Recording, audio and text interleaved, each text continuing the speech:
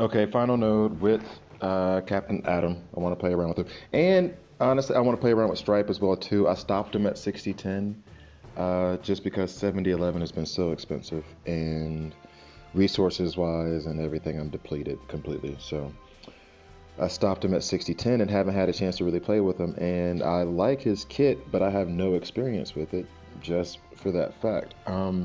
Just because of that fact. So let's see. And plus, of course, I want to play with Captain Atom because I want to see this disease uh, debuff work. Let's see.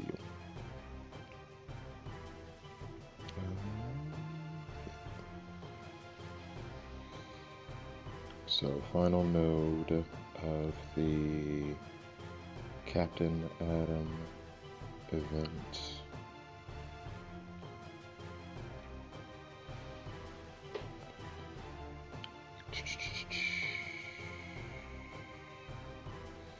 And I think it was, I think what I'll do, or I'll just talk through it now.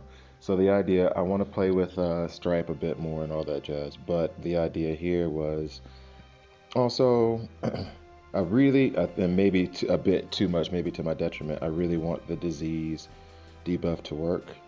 I was talking to someone earlier on Reddit, and I'm a very big bleeds guy. I love using bleeds, and to me, all disease is bleeds, but bleeds that affect an entire team, which is awesome to me. So I really want it to work, and I think that once, let me go ahead and I think I might end up screwing around and getting killed.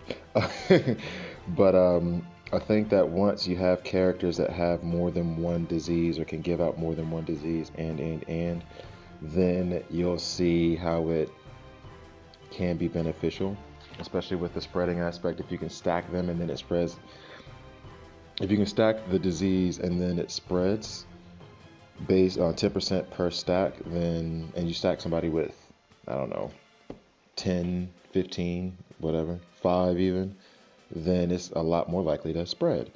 Let's see, I'll do this.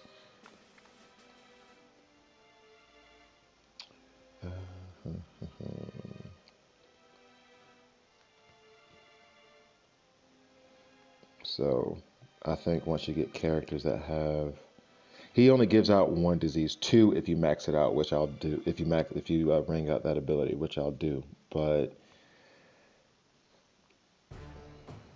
once you get once, I'm sure they'll rework characters. This isn't the only person who's going to have bleeds. They'll rework characters. I think they're going to give Chemo and Dr. Poison disease. They'll have other characters that'll come out, and those characters will give more than just one. They'll give 5, 6, 7, or however many. So I'm looking forward to that day.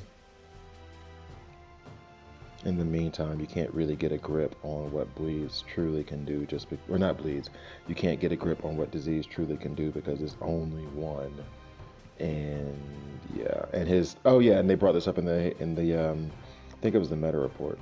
They brought up the fact that his third is so damn powerful that the person you're trying to give disease to a lot of times will end up dying. So yeah. And now I'm starting to see where people were having problems with Booster Gold. I ran through I ran through this note really quickly the first time I did it, and now it's now that I've added Stripe. I think I had Stripe before. I didn't have Captain Atom. Now that I have Captain Atom and the team's a bit weaker, Booster Gold has proven to be a pain in the ass. Maybe I need to pay more attention to him or be more excited about him. I'm really not that excited about him coming out of Siege, so maybe he will be worth it.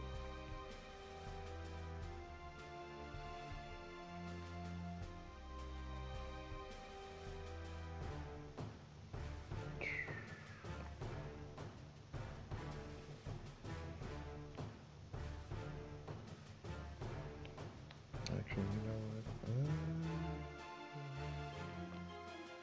Yep, not that strong.